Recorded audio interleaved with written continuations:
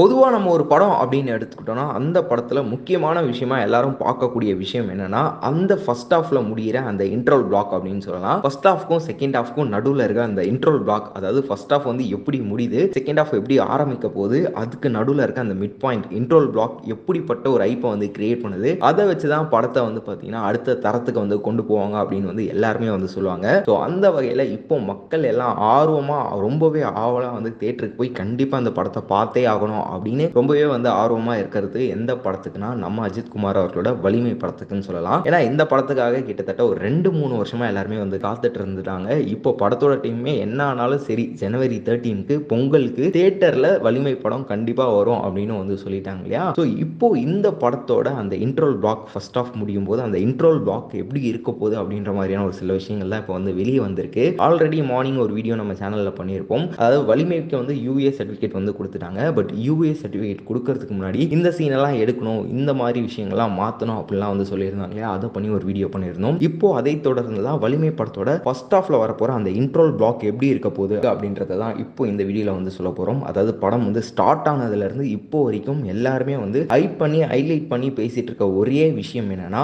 அந்த ஒரு bus chase அப்படின்னு சொல்லலாம். அதாவது ட்ரைலர்லயே நம்ம வந்து பார்த்திருப்போம். கண்டிப்பா அந்த பஸ் சேஸ் சீன் தான் வந்து இன்ட்ரோல் பிளாக்கா இருக்க போகுது அப்படின்னு சொல்லிட்டு நம்ம அஜித் குமார் அவர்கள் அந்த கேங்கை வந்து பிடிச்சதுக்கு அப்புறம் அந்த கேங்ல வந்து ஒரு முக்கியமான எவிடன்ஸை கோர்ட்டுக்கு சப்மிட் பண்ணும்போது, அதாவது அந்த பஸ் ஓட்டுறதே நம்ம அஜித் குமார் அவர்கள் தான். அவ்வளோ பட்ட ஒரு முக்கியமான எவிடன்ஸை கோர்ட்ல சப்மிட் பண்ண போகும்போது நம்ம சாத்தானின் அடிமைகள், அதாவது அவங்க கிட்டத்தட்ட ஒரு 50, 60 பைக்ல வந்து அந்த பஸ்ஸை வந்து சேஸ் பண்ணி அதுக்கப்புறம் அந்த பஸ்ஸை சுத்து போட்டு உள்ள இருக்க எவிடன்ஸை எப்படி சாவடிக்கிறாங்க எல்லாத்தையுமே நம்ம வந்து ட்ரைலர்ல பார்த்துட்டு இருப்போம். ஸோ அந்த சீன் தான் வந்து பார்த்தீங்கன்னா படத்திலே ஒரு மிகப்பெரிய ஹைலைட்டாக இருக்க போகுது. அண்ட் அதுதான் வந்து ஃபர்ஸ்ட் ஹாஃபோட எண்டா இருக்க போது, செகண்ட் ஹாஃப்க்கு ஒரு மிகப்பெரிய ஹைப் வந்து கிரியேட் பண்ண போகுது. அங்கே தான் வந்து பார்த்தீங்கன்னா நம்ம கார்த்திகேய அவர்கள் எப்படிப்பட்ட ஒரு பவர்ஃபுல்லான ஆன்டகனிஸ்ட் அப்படின்றதையும் வந்து காட்ட போறாங்க. அண்ட் அங்க டவுன் ஆன, அங்க ஃபால் ஆன நம்ம அஜித் குமார் அவர்கள் செகண்ட் ஹாஃப்ல எப்படி அவர் வந்து ரைஸ் ஆகுறாரு, அவரோட கோவத்தை எப்படி காட்டுறாரு அப்படின்றது தான் செகண்ட் ஹாஃபா இருக்க போகுது அப்படின்ற மாதிரி தான் இப்போ தகவல் வந்து வெளியாயிருக்கு. ஸோ இந்த சீன், அதாவது இந்த சீனை வந்து பார்த்தீங்கன்னா படத்தோட ஃபர்ஸ்ட் லுக் விட்டதுல இருந்து, மோஷன் போஸ்டர் விட்டதுல இருந்து, கிளிம்ஸ் ஆகட்டும், மேக்கிங் ஆகட்டும், அண்ட் இப்போ வந்து ட்ரைலர் வரைக்கும் எல்லா இடத்துலையுமே இந்த அந்த பஸ் சேஸ் சீனை வந்து அந்த அளவுக்கு ஹைலைட் பண்ணி காமிச்சிருக்காங்க. ஸோ